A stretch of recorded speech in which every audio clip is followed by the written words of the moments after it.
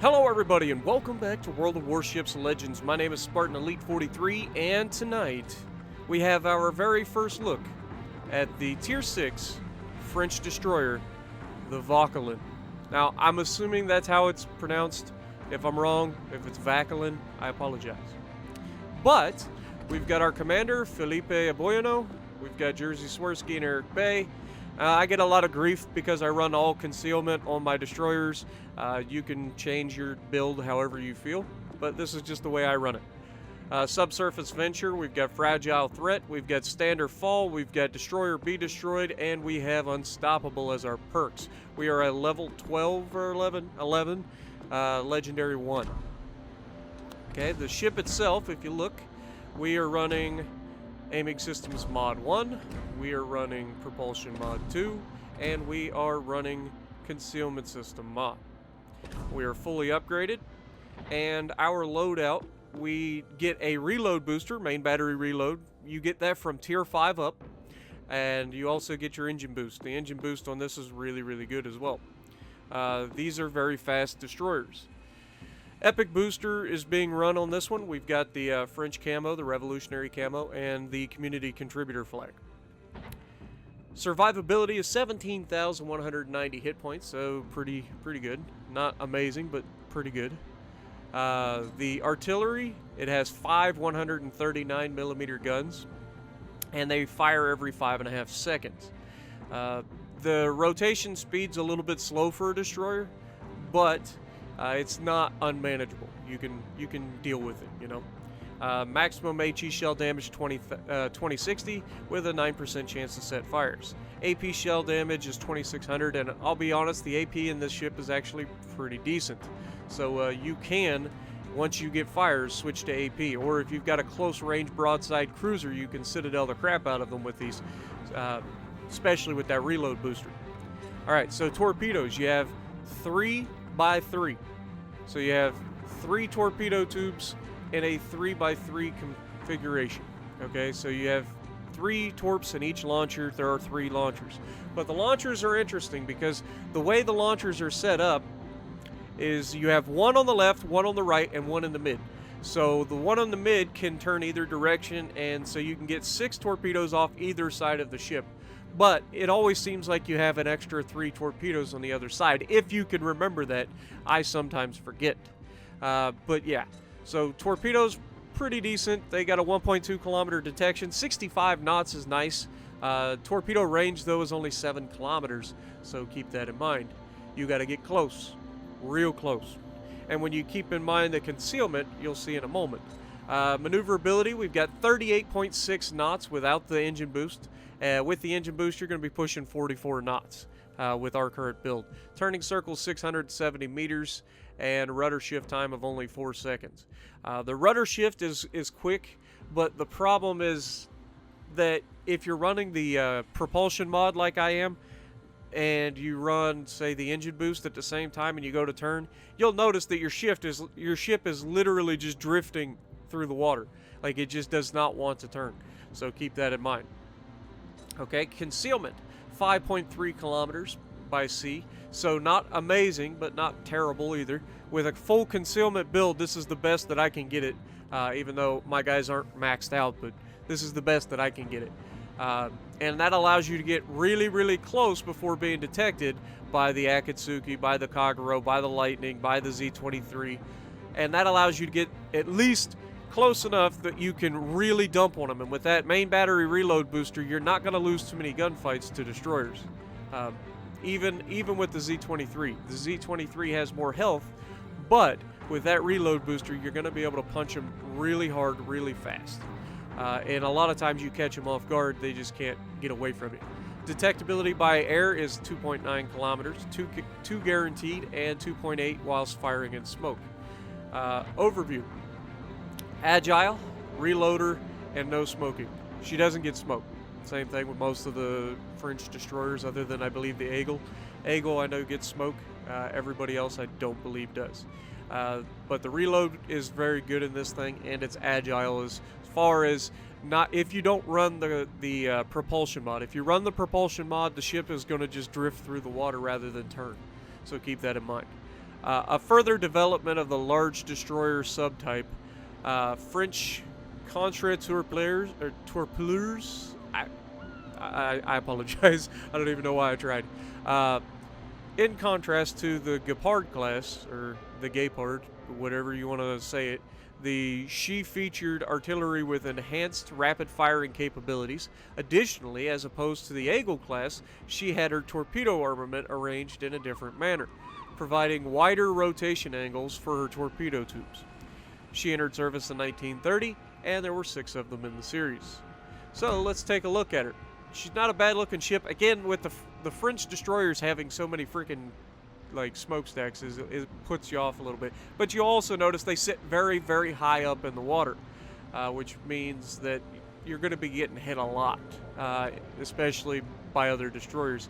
A lot of times in a destroyer fight, you'll end up in a fight where you're missing shots because they sit so low in the water, but because this thing sits so high up, you're not going to be getting missed very often. But other than that, she is a good looking ship, and I do like this camo on this particular ship. It's just nice and clean. I like it. So, with that being said, let's get to the gameplay. Alrighty, so we are going to be in the Vauquelin, and we've got a bit of a double feature for you guys. Now, I wasn't 100% sure which of the 2 videos I wanted to show, because I had 2 pretty good examples in this ship. They're not the highest damage games in the world, but it really showcases the ship itself, and not so much, you know, me being a potato, because you guys know I'm not the best destroyer player in the world. But there are certain things that these French destroyers do really well, and number 1 that they do really well is anti-destroyer. These things are very good at killing other destroyers. They've got nice guns, they've got good fire rate, they've got a decent health pool, and they are fast, especially running the engine boost. As you can see, we're doing 44, 45 knots, and that's going to allow us to get across the map really quickly. But notice I'm not going into the islands. A lot of people tend to go into the islands and stuff on these maps with their destroyers, and if you've got, you know, short-range torpedoes like this, it isn't necessarily a bad play to do that, because you can use the islands to get ambush torps on people. But what you need to do early in a destroyer, other than try to capture bases, is spot for your team. You are the eyes for your team, believe it or not. If you don't spot, then your team is blind, and that doesn't work out for your team. So right off the bat, I swing really far wide. I want to get outside the island so that I have line of sight to the enemy spawn point. I want to detect these guys as early as possible, let my team know where they're at. And then the first person that we actually see is heading away from us. Now that's a good sign. So with that being a thing, then we see the Colorado is actually heading towards us. But with people running from this side, that means I can jump in here and capture this base right off the bat. Who's going to stop me? There's an Akatsuki who says, "I'll stop you." Well, unfortunately, Sunshine, it's not really on the cards. And he takes an absolute punishment from our cruiser back there, who's thankfully not a potato. And our first shot, not really effective, manages to knock out one of his guns. The cruiser is just punishing this guy. That was a much better salvo by us, and then we finish him off with the last salvo there. But then we go completely dark. We don't want to be detected, so we just stop firing our guns. We start looking at who's potentially a target, and of course we dodged all this guy's torpedoes, because we're in a destroyer, it's not difficult to do.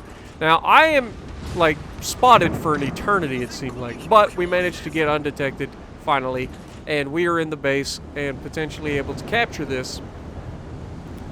There are 3 battleships nearby. There's a cruiser on the island straight ahead of me, and the cruiser that's straight ahead of me is a Flint, an American radar cruiser, with 127 millimeter guns, and a lot of them, 15 of them, to be, you know, I think it's 15. It's either 12 or 15, because I know the Atlanta has 16, and I know the Flint has less because it has better AA or something. I forget. But anyway, Flint is heading in our direction. We're watching him on the mini-map. If you look, his nose is coming right for us. He wants us. We are trying to hang in here. We don't want to run away. We've got an island that we can use for cover to protect us from him. So we don't want to commit too early. And you can see we're just waiting for this to be capped. The #1 priority is capture this base. Now the friendly has captured B. We have captured A. And now with the Flint making his move, we unfortunately don't have the ability to torp this Flint at the moment. We still have 20 seconds left. So I'm going to go ahead and load armor piercing. With the fact that the Flint is such a lightly armored cruiser, I can Citadel him, and I know I can. So we fire the guns, unfortunately not aiming very well. He's kind of angled towards us, and so we didn't lead him enough. And there we finally get a couple Citadels, but unfortunately, or fortunately, we get out of here. Now, we have been spotted for quite a while, and all of the battleships just beat the ever-living crap out of me. It's almost like everybody on the enemy team is like, there's a destroyer, shoot him! You know, the things that you're supposed to do. If you got destroyer, shoot it. Now, the only thing I can figure is that this Flint on the enemy team either burned his radar early, possibly lighting up our friendly destroyer early on, or he's running the plane instead of the radar. It's the only thing I can think of. But I don't actually have the ability to torp this Flint. He's stopped. He's not coming around the island again. And we are detected, and we have battleships that can shoot us right now. So we don't want to do that, but we're just going to throw these torpedoes out there and try to torp something. Like, we just want to throw them out there. Now you can see we're getting the Citadels on the Flint. We're going to go ahead and shoot them again, and then we're just disengaging, trying to get behind our island, trying to stay in cover. As you can see, the battleships are shooting, but it's a day late and a dollar short. We get behind the island, and we are protected once again. Now, there is a destroyer out in front of us in B. Nothing I can do about that at the moment other than just nuzzle up to this island and try to stay alive. With us being so close, the Flint has already gone down. Thank you again to the two guys that are back there. The cruiser finally gets help from the battleship. And so we're going to go ahead and take this moment to GTFO. It's time to get out. There's a Minsk over here. I'm going to take this moment to try to help our team get rid of the Minsk. And fortunately for the team, we don't actually have to shoot him. He gets taken out by the friendly Asasio. So they have no destroyers left. Every battleship on the team and a cruiser is like, thank God, the destroyers are gone. Now the problem with these French destroyers is the lack of torpedo range means that when you get yourself into these positions and you don't have any health left, you really have to pick your engagements. And you can see this first salvo of armor piercing was an accident, but you can see it was actually quite effective. So the armor piercing is no joke from these. So if you get chances to use armor piercing on broadside targets, you definitely need to take them because you'll get more damage that way. And the fire chance for these is pretty decent as well. So you can see I'm switching back to HE. I want to try to get this guy on fire and then disappear behind the island. I don't want to get in a slugfest with this guy. I'm outside of his secondary range, but you can see as soon as I start shooting at him, those guns start turning my direction, and it's time for me to move. We finally get the fire. The round's coming in. Are we going to get out of the way? Yes, we're fine. We're fine. Woo! It's close. It's close. And this is kind of what you have to do, and this is why I got the propulsion mod on this particular destroyer, even though I don't run propulsion mod on a lot of destroyers, because it gets me killed a lot. But it'll help you get out of trouble in situations like that, where you're low health, the guy takes a shot at you, you need to get out of there. And so now we swing wide.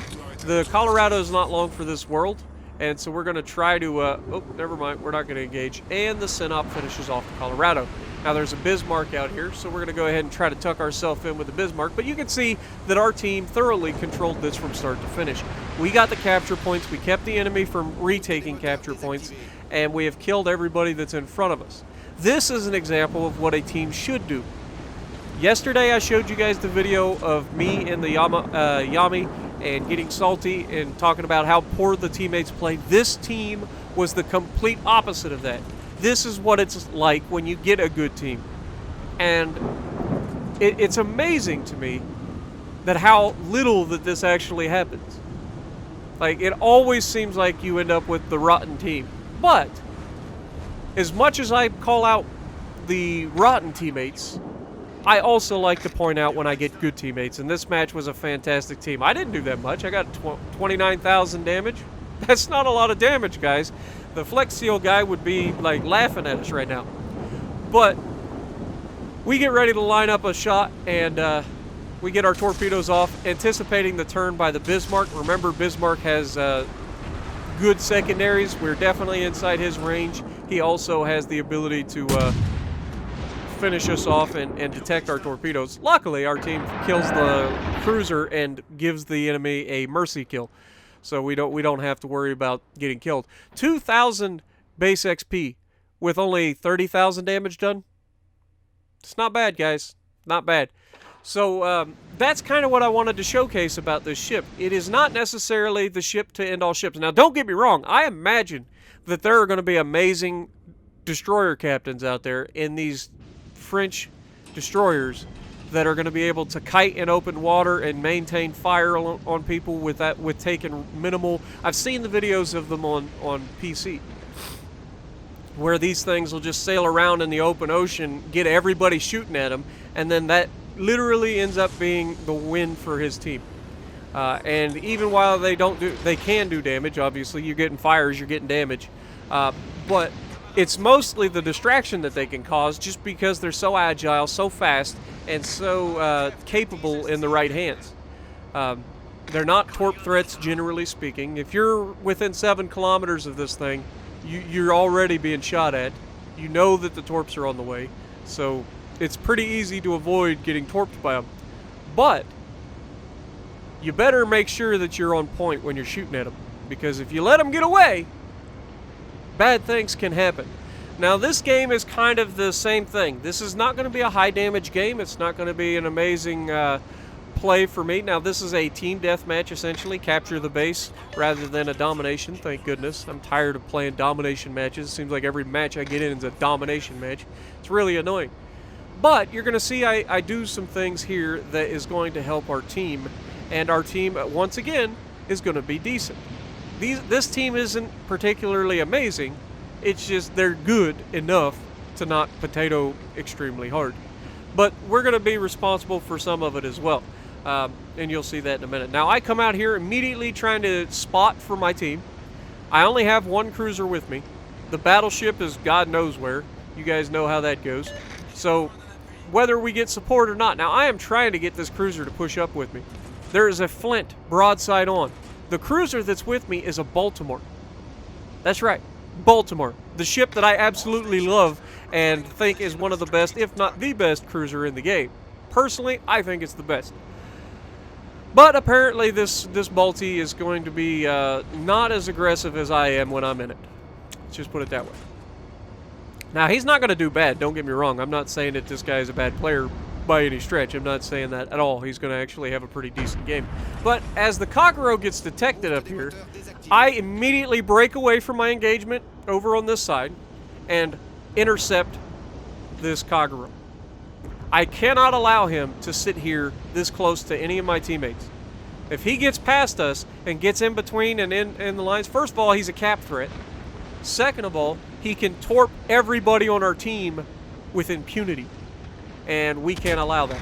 So our job is to intercept this Kagura. We have to take him off the board. Or at least persuade him to leave us the hell alone. That's the goal.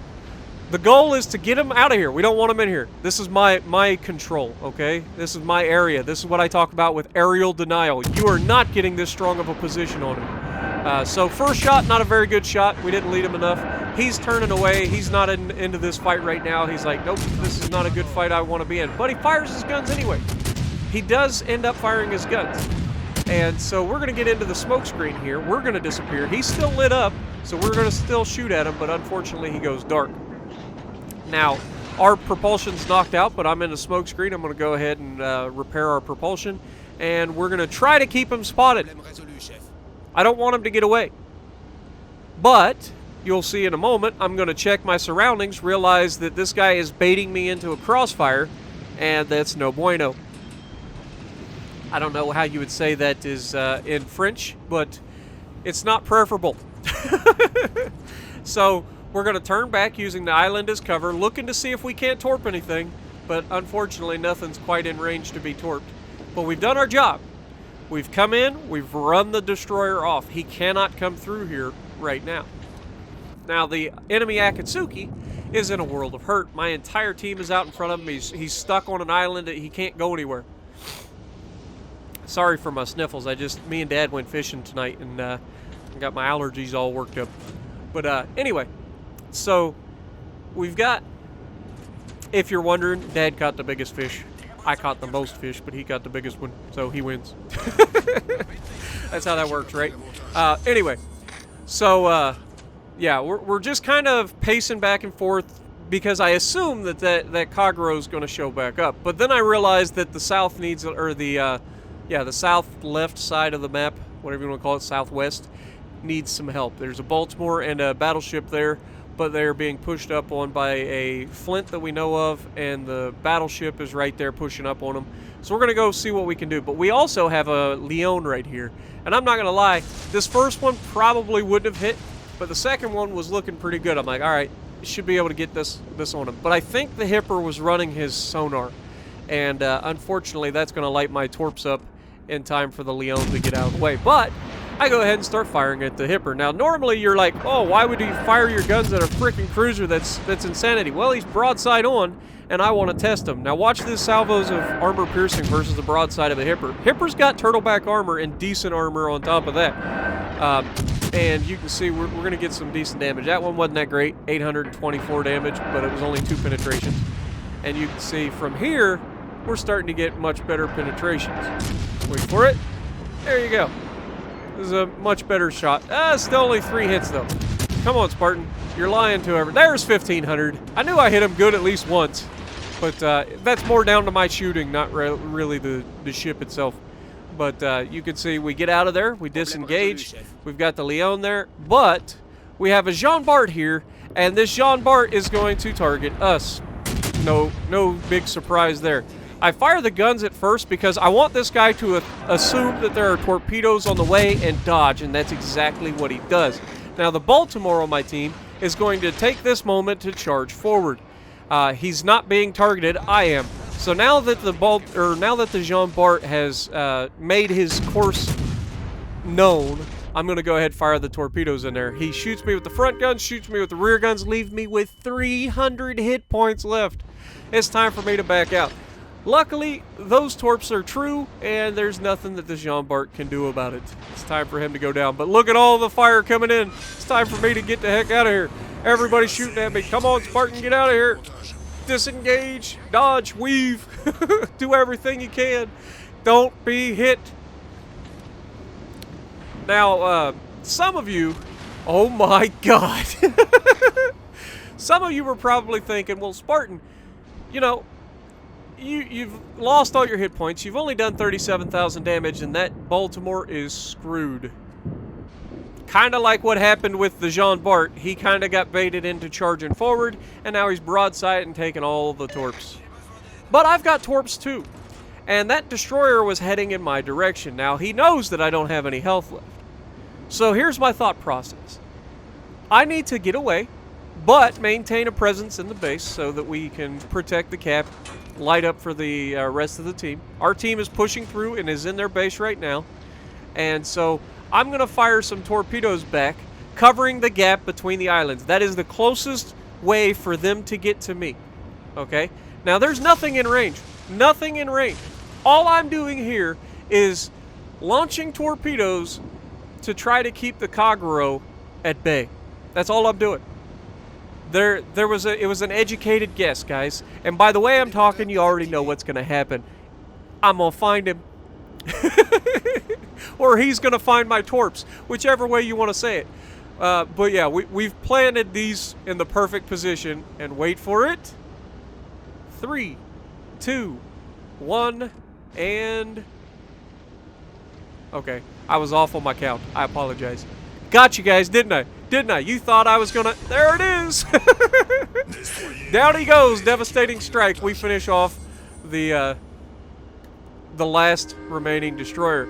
Now our team is capping the base. There is a battleship in the base trying to defend.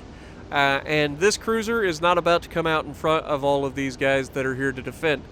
So we have no one left to really worry about. So we're going to try to push back across the map and see if we can't get in position to help our team with the battleships. It's a little late, but, you know, better late than never. We've got the flint lit up again for our team. And you know the flint, it doesn't have a whole lot of health. So if he gets hit a few times, that's all it's going to take as he gets chunked over and over again. Now, I'm not going to lie. I go ahead and I'm watching for these torpedoes. I can't get in a gunfight with a flint. Like, if I take one single shell, I'm dead. So I'm just watching. I'm keeping him lit up. The team doesn't have to worry. And honestly, I don't know if it's me lighting him up or if it's the friendly that was lighting him up. But either way, he got detected, and the York was able to citadel him and finish him off. We're going to sail past our battleship, and you're going to see just a size comparison between this battleship and this destroyer. It's not a little destroyer, guys. This thing is a pretty hefty size ship. The Leon's pretty tiny, too, but you get the picture. It's not a tiny ship. So that's why it's got the health pool it's got, but it also kind of is one of its biggest weaknesses, is that it's very easy to hit. As long as you're a decent shot. But that's all we're going to get out of this match is 46,000 damage, 3 torpedo hits, 3 floods. We managed to get the Kagero off the board when he thought he was being sneaky. So that was fun. Kind of a flashback to our Colorado kill in the Yami yesterday. You know, it's educated guesses is all it is. Like the Colorado, I saw him go dark. I knew his speed. He was in a straight line. So all you have to do is keep your cursor moving at roughly the same speed that the computer does, and then predict where you need to put the shot and pull the trigger as soon as you've got the clear shot. And so it's little things like that that really make a game, because you can make all the right moves in the world, and sometimes it's 1 or 2 plays like that that can win a game for a team, like getting rid of that Kagero. Our team is in the base, capping. That Kagero wouldn't have ended up doing much of anything if he got through. But because we were able to deny him access originally through the center, we chased him off. That meant he had to spend the rest of his match literally sailing all the way around the island, finally regrouping. He gets torpedoes and kills the Baltimore, but that's it. That's all he did for the team. But this is another good team for me. My team all went one way. They didn't get hung up. They pushed through that side. And that is the one thing that I will say. If you are in a lemming train, which is when an entire team goes one direction, if you're in a lemming train, you can't stop. You have to push.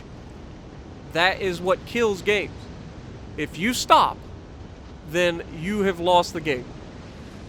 But if you push through, you can just steamroll everything in your path because you have numbers. But we get 46,000 damage. We get another almost 2,000 base XP. Bolty, like I said, wasn't a bad player. Got 2,100 base up the top. So if you like what I'm doing, punch the like button, leave a comment below, subscribe to the channel if you haven't already, and as always, I will see you in the next video.